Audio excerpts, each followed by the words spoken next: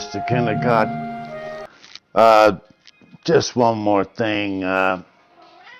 You said you walked into the kitchen about 4:30 on Thursday,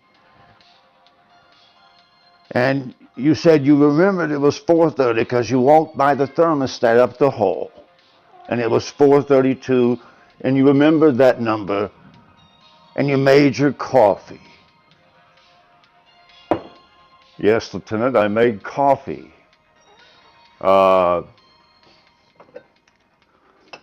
It was 4:32, and of course, the cat had to have a treat because I came into the kitchen. I gave them both a treat, and then I made the coffee, Lieutenant. Just like you're making right now.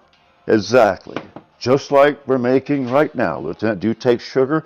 Yeah, a couple of sugars. And so, Lieutenant, I made the coffee.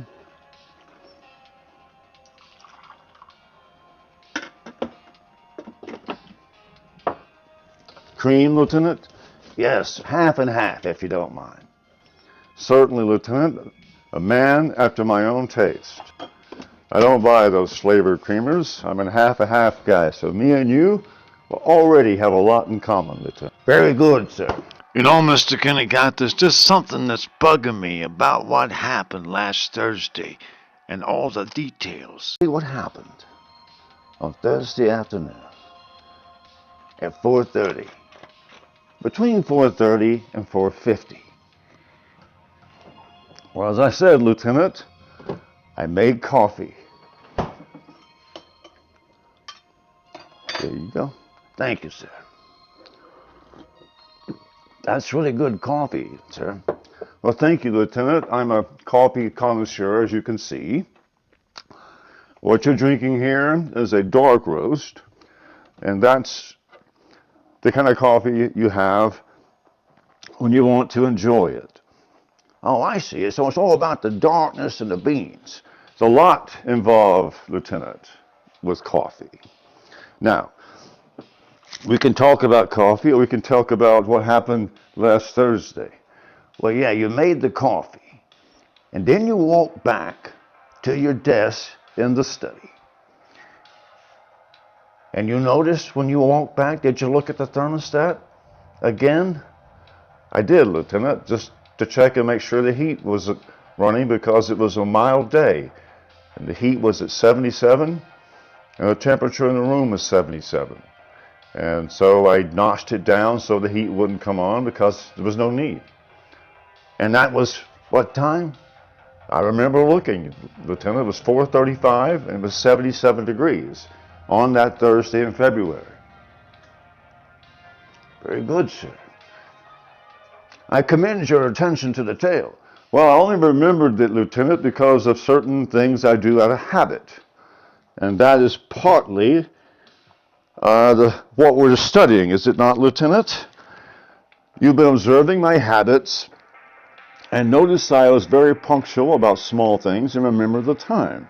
And you were amazed at that, and you're thinking that I might remember some other details. And I'll assure you, Lieutenant, that's not the case. I simply remember things, certain things, because I habitually do them. And looking at the thermostat and the time, that way I check two things at once, Lieutenant. What time it is and what it feels like. Very good, sir. Those are two very important measurements. They are indeed, Lieutenant. The first thing you want to know when you wake up is, first of all, what time is it, and is it warm or cold?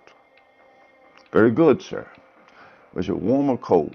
And you get to know exactly to a very strict degree and can change it with a touch of a finger. Exactly. So you have a responsibility to be comfortable if you have the means. Very good, sir. I like that. But do you happen to remember what you were doing before that? Because you said that someone came over, a neighbor. When and what? What happened there? Well, that was Bob. He was going to fix my There was a little small plumbing issue I did not want to call a plumber on because of a lot of reasons, Lieutenant. First of all, I could do it myself. Always take the simplest solution, Lieutenant. Very good, sir. Very good.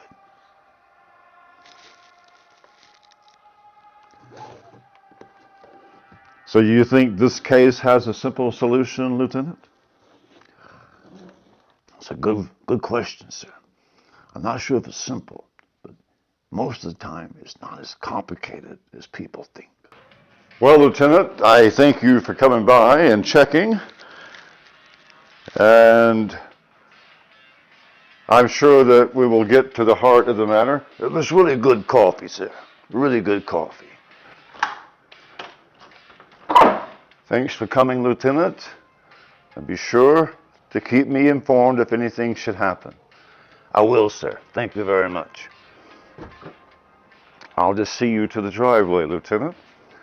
Very good, sir. It's a nice day out. Yeah, for this time of year, it's very fresh. Unexpectedly like spring. And just a couple days before Valentine's Day. Yes, Lieutenant, just a couple of days before Valentine's Day. Well, Lieutenant, if that will be all. Very good, sir. I don't want to keep you waiting. Good day.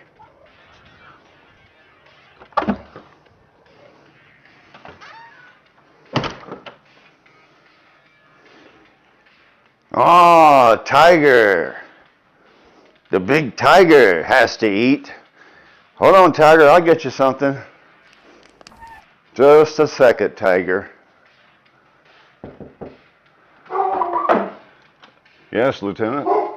Oh, one more thing. When you walked me to the driveway just there, you reached into your car. What were you doing? Well, I was reaching in to get some gum, Lieutenant, that I'm trying to stop smoking, and I left the gum in the car. Oh, okay, so you were getting some gum so you wouldn't have to smoke. Okay. And so is this something you've been doing a long time? Well, yes, Lieutenant. I've been doing it for at least a month. Oh, okay. Well, that's all, sir. I'll be going now. All right. Goodbye, Lieutenant. Yes. Oh, one more thing, sir.